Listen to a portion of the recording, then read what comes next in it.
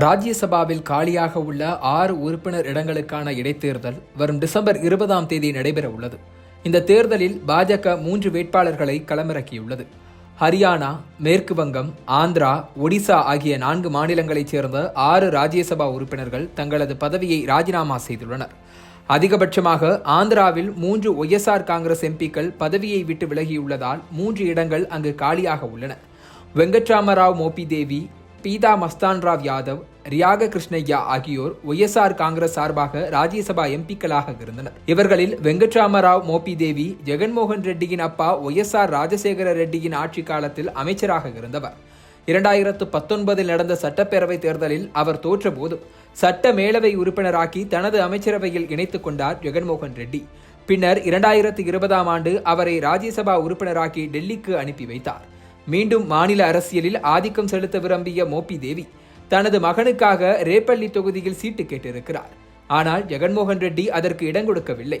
இதனால் சட்டப்பேரவை தேர்தல் முடிந்ததும் புதிய முதலமைச்சர் சந்திரபாபு நாயுடுவை சந்தித்து பேசினார் மோபிதேவி.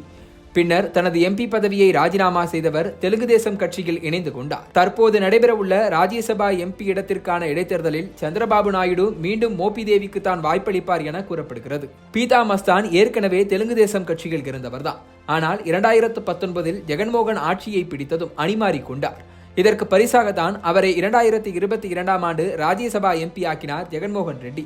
தற்போது மீண்டும் தெலுங்கு தேசம் ஆட்சியை பிடித்திருப்பதால் பீதா மஸ்தானும் தனது எம்பி பதவியை ராஜினாமா செய்துவிட்டு சந்திரபாபு நாயுடுவின் பக்கம் சாய்ந்திருக்கிறார். இவர்களை தொடர்ந்து மற்றொரு ஒய்எஸ்ஆர் காங்கிரஸ் எம்பி ரியாக கிருஷ்ணய்யாவும் கடந்த செப்டம்பர் மாதம் தனது பதவியை ராஜினாமா செய்தார். அப்போது ஜெகன்மோகன் ரெட்டியின் ஆதரவாளர்கள் சந்திரபாபு நாயுடுவை குற்றம் சாட்டிய நிலையில் கிருஷ்ணய்யா பாஜகவில் இணைந்து அதிர்ச்சி கொடுத்தார். அதன் பலனாக பாஜக மீண்டும் அவரையே ஆந்திராவில் இருந்து ராஜ்யசபா வேட்பாளராக தற்போது அறிவித்திருக்கிறது. அதே செப்டம்பர் மாதம் ஒடிசாவைச் சேர்ந்த பிஜு ஜனதாதள் எம்பி சுஜித் குமாரும் தனது பதவியை ராஜினாமா செய்தார். 2020ஆம் ஆண்டு எம்பி ஆக்கப்பட்ட அவருக்கு இன்னும் 2 ஆண்டுகள் பதவிக்காலம் இருக்கும் நிலையில் திடீரென ராஜினாமா செய்ததால் கட்சி தலைமை அவரை அடிப்படை உறுப்பினர் பொறுப்பிலிருந்து நீக்கியது. பின்னர் அவர் டெல்லியில் மத்திய அமைச்சர் தர்மேந்திர பிரதான் முன்னிலையில் பாஜகவில் ஐக்கியமானார். தற்போது ஒடிசாவில் இருந்து பாஜக எம்பி வேட்பாளராக மீண்டும் சுஜித் குமாரே களமிறக்கப்பட்டிருக்கிறார். ஹரியானாவில் ராஜ்யசபா எம்பியாக இருந்த கிருஷ்ணலால் பன்வார் சமீபத்தில் நடந்து முடிந்த ஹரியானா சட்டப்பேரவை தேர்தலில் போட்டியிட்டு வென்று மாநில அமைச்சராகி இருக்கிறார்.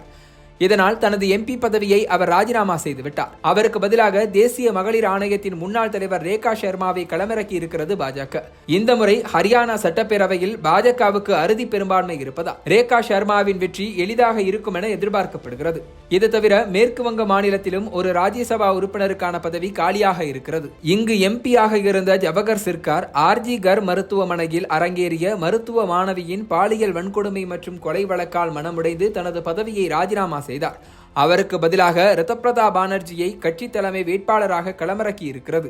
அங்கு சட்டப்பேரவையில் திரிணாமுல் காங்கிரசுக்கே அதிக பலம் என்பதால் பாஜக வேட்பாளரை நிறுத்தவில்லை. தற்போது காலியாக உள்ள இந்த 6 இடங்களில் ஆந்திராவில் ஆட்சியில் இருக்கும் தெலுங்கு தேசம் கட்சிக்கு 2 இடங்களும், பாஜகவுக்கு 3 இடங்களும், திரிணாமுல் காங்கிரசுக்கு 1 இடமும் கிடைக்க வாய்ப்பு இருக்கிறது. இதன் மூலம் மாநிலங்களவையில் தெலுங்கு தேசம் கட்சி மீண்டும் தனது கணக்கை தொடங்க இருக்கிறது. பாஜகவின் ராஜ்யசபா உறுப்பினர்களின் எண்ணிக்கையும் அதிகரிக்க இருக்கிறது.